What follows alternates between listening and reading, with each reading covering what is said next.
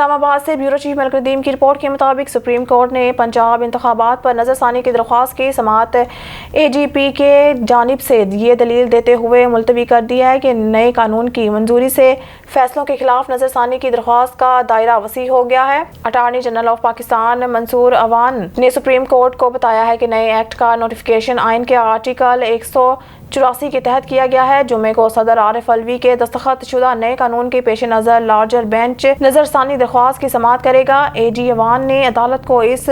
پیش رفت سے آگاہ کیا کیونکہ چیف جسٹس بندیال کی سربراہی میں جسٹس اعجاز الحسن اور جسٹس منیب اختر پر مشتمل 3 رکنی بینچ کے 4 اپریل کے حکم کے خلاف ای سی پی کے نظر ثانی درخواست کی سماعت کر رہا ہے۔ اسی 3 رکنی بینچ نے 4 اپریل کو ای سی پی کو پنجاب میں 14 مئی کو انتخابات کرانے کا حکم دیا۔ قابل ذکر بات یہ ہے کہ وفاقی حکومت اور عدالت عظمیٰ پنجاب اور خیبر پختونخوا میں انتخابات کی فراہمی پر مہینوں سے اختلافات کا شکار ہیں۔ بیورو چیف ملک ندیم کی رپورٹ کے مطابق انسداد دہشت گردی کی عدالت نے پاکستان تحریک انصاف کی کارکن اور معروف فیشن ڈیزائنر خدیجہ شاہ کے طبی معائنے اور ان کے اہل خانہ سے ملاقات کی درخواست مسترد کر دی ہے۔ خدیجہ شاہ کے وکیل سمیر کھوسہ کی جانب سے دائر درخواست پر سماعت کرتے ہوئے اے ٹی سی اسلام آباد کی ایڈمن جج ابھر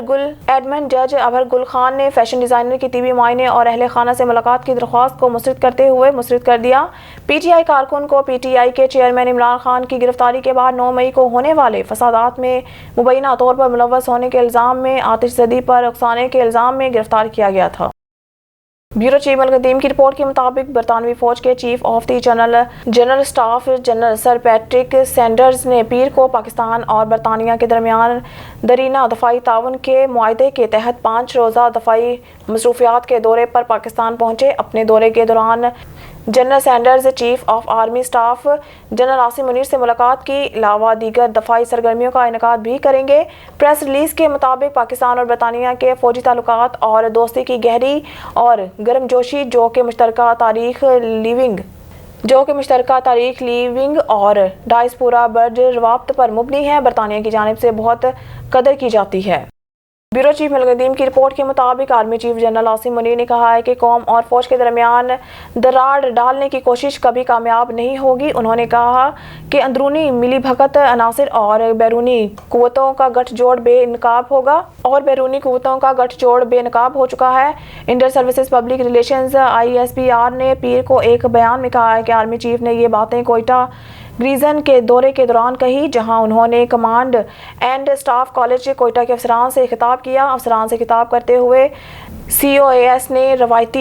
ذیلی روایتی اور 5ویں نسل کی جنگ کے لیے آپریشن تیاریوں پر زور دیا۔ بیورو چیف ملک ندیم کی رپورٹ کے مطابق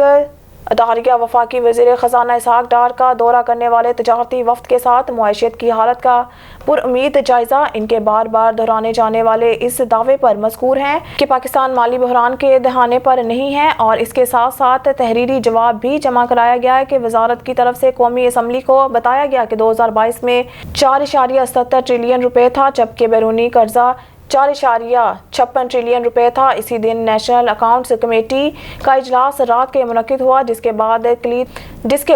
کلید پر اختلافات کی وجہ سے اسے 4 بار ملتوی کیا گیا۔ میکرو اکنامک انڈیکیٹرز اور مزید شرح نمو 0.8% سے گھٹا کر 0.29% کر دیا گیا، جو کہ 59 سال کی بلند ترین افراز زر۔